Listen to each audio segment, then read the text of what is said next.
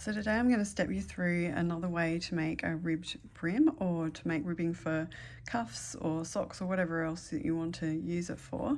So this makes a sturdier rib than what is normally achieved through using just the back loop or back loop plus the third loop. So I use it on quite a few of my beanie designs. So just looking at examples here.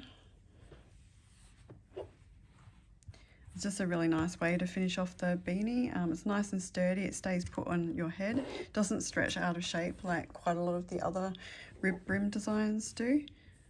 And you can make it to any length that you like as well. You can fold it or leave it unfolded, really depending on your preference.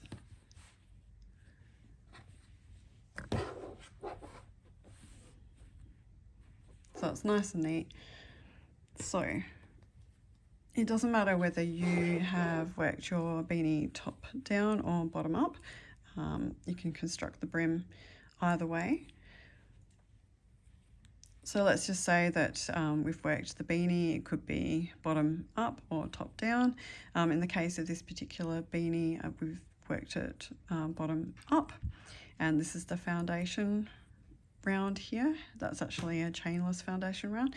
So what I've done to start this particular brim is to join the yarn back in one of the foundation chains. So this time I'm going to be working in the opposite direction from previous. So I'm going to make a starting chain. You can make whatever length you like, depending on what length you want for your brim.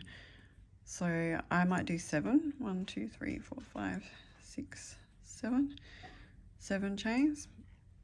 Right, now what I'm going to do is make half double crochets to start with.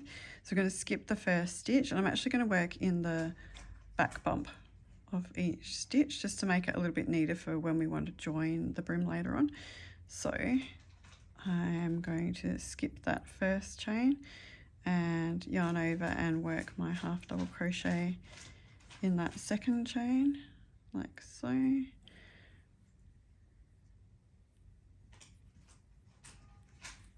A little bit fiddly, but once we've done this step, we'll be able to make the brim a bit more quickly.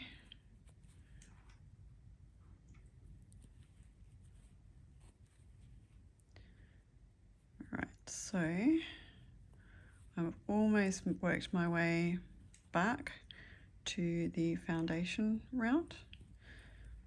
So I'm working in short rows, working away from the foundation round and back to it again. So with this particular brim design and the ribbed, we're going to move along the foundation round. So if you're left-handed, you'd be going clockwise, and right-handed going anti-clockwise. So at the moment, we've used this first stitch here. So what we're going to do is use the next stitch along to slip stitch, like so. We'll do that twice, slip stitch into the next foundation stitch along. So we've done 2 slip stitches. Now what we're going to do is turn the work over, and now what we're going to do is use front post stitches instead.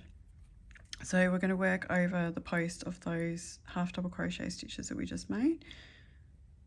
So this time working away from the foundation round.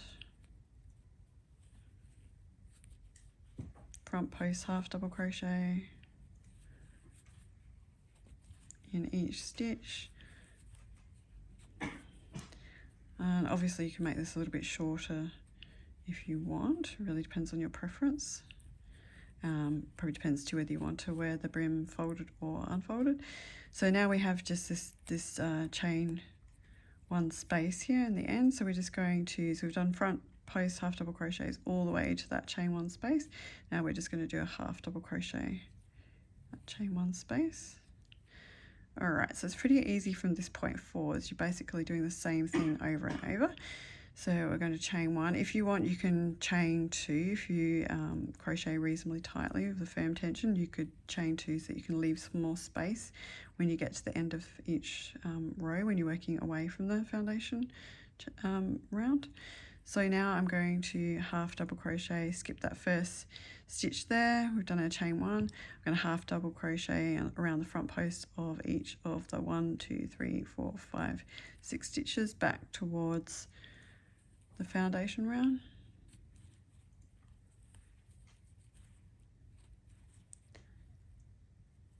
like so.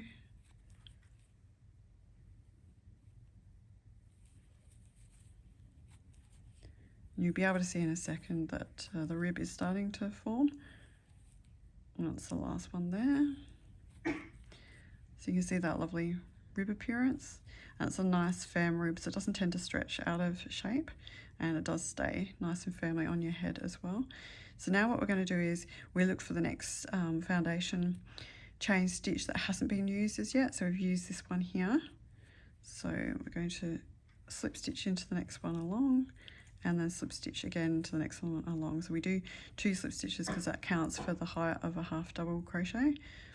So now we have to turn again because we're working in short rows, and we're going to do our front post half double crochet stitches around each of those stitches to the last chain space.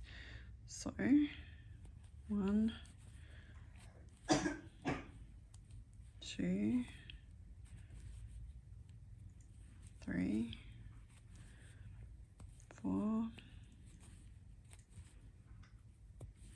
5, and 6. Right, and at this point in time, whoops, just do that one again. So we've just got our chain 1 space left there. So we'll just do a half double crochet into that chain 1 space, like so. And then we're ready to turn again. So chain 1, or like I said, if you prefer, chain 2. And then we're skipping that first stitch there, and we're going to work the front post half double crochet stitches around each of the stitch posts back to the foundation round again. So just do that. So put 1, 2, 3, 4, 5, 6, like so. Right, and again we're looking for the stitch in the foundation round that we haven't used. So we've used this one, so next stitch that's unused is this one here.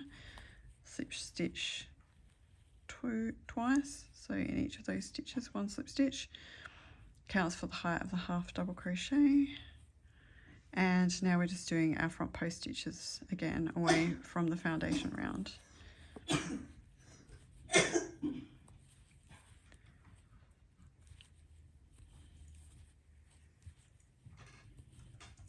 As you can see, it's quite straightforward. And just remembering that we're working the half double crochet just into that last chain 1 space, or chain 2 space if you prefer, like so. So the idea is if you keep on going the whole way around, eventually you will return to where you started, and then what you can do is, so that the brim will be touching, the starting edge and the finishing edge will be touching. So you can either use a darning needle to stitch those 2 edges together, or you could use your crochet hook to stitch them together.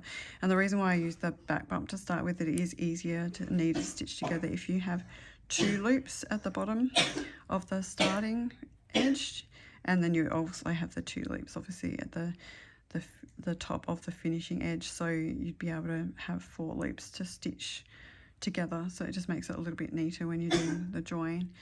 But yeah, it's a great technique, and it is lovely to wear, and it has a really nice appearance as well. If you have any questions, let me know. Thanks.